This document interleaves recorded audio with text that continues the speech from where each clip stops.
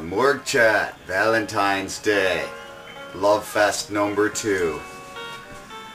I come as Dr. Ray again. I am your doctor of love, to extol upon you the virtues of this Morgue Chatitudinally love.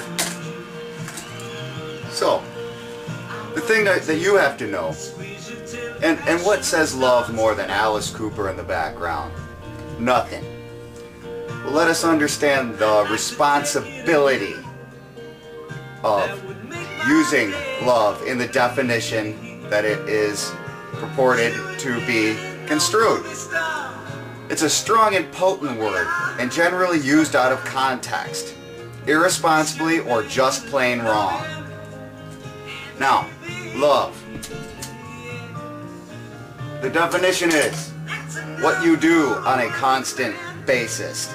The ideals that you live by that either help or hinder those around you. Those that you choose to surround yourself with, that is. And it's through your actions.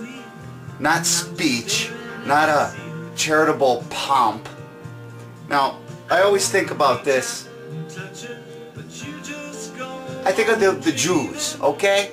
Synagogues. Synagogue, if you're not Jewish, you don't know this.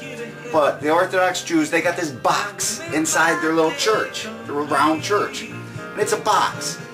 And people come in and under anonymity put money in this box. If you got extra money, you put it in the box. And if you don't have money and you are needy, you may take out of the box.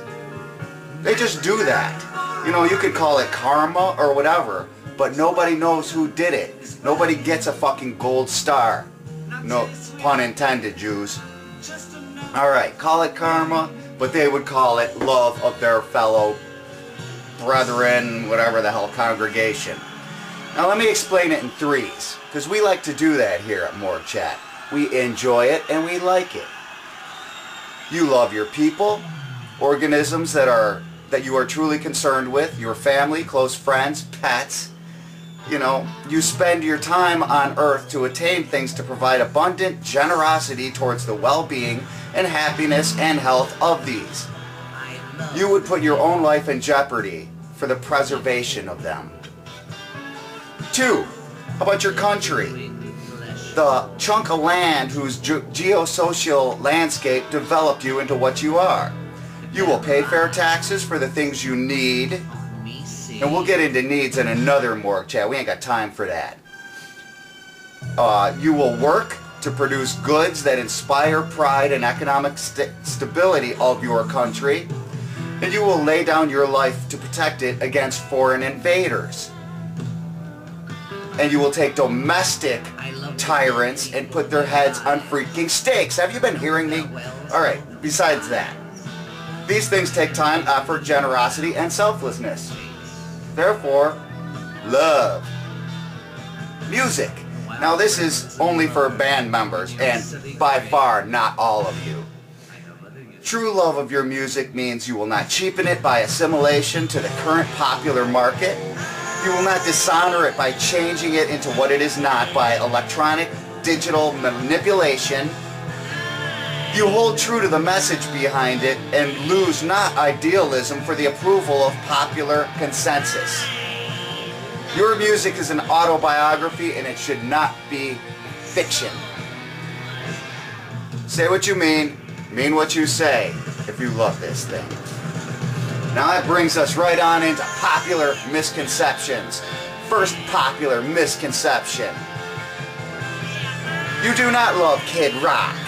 You do not love Taylor Swift, unless you were personally linked and involved with them.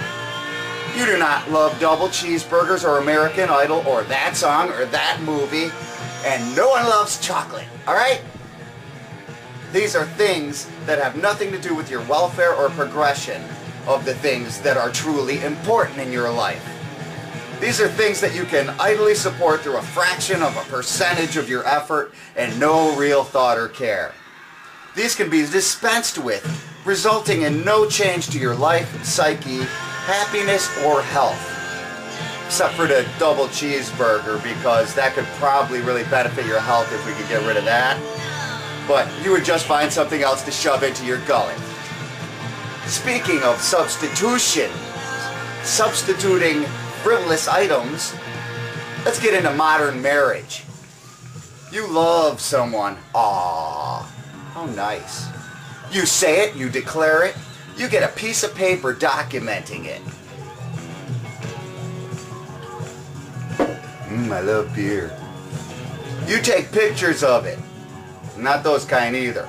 You display the pictures and documentation in which the people assembled so that you could have, so you might declare your love unequivocally from the lofty reign of the altar of your religion. Fucking spare me. Leading factors would indicate that you love not. That you understand not the potency or the unredaction of this word. If I'm not mistaken, the average marriage in the U.S., average time length of marriage for people of our generation is roughly 7 freaking years. And then after that, then the happy, glorified, overpriced photographs are shoved into a box while you leaf through the yellow pages for a jewelry shop to pawn your ring at, whilst the flicker from the burning marriage certificate highlights the hatred in your face. Now there's a fucking picture. Then in many cases, you do it again. You have the audacity to believe that you can do it better this time. You love or you don't. It's that simple. But do not confuse this simplicity with words like, enjoy, need, or want. Because if your being possesses those characteristics of greed, selfishness, dominance, envy, or jealousy, then you do not, and you cannot, and you will ultimately fail. So what have we learned on this Valentine's Day? My point being is the responsibility you should also wield when using the word love. Like much of the English language these days, it is used flagrantly, disregardingly, carelessly, and in most cases just wrongly. We are expected to take caution in using words like retard, fag, nigger, whore, slut, because those are different. Whores get paid. Terrorist, illegal immigrant, why not love? No one speaks of that, whilst everybody speaks it. So for Morgue Chat this week, think before you speak. Then speak useful words, or be silent. Happy Valentine's Day. Love Morgue Chat.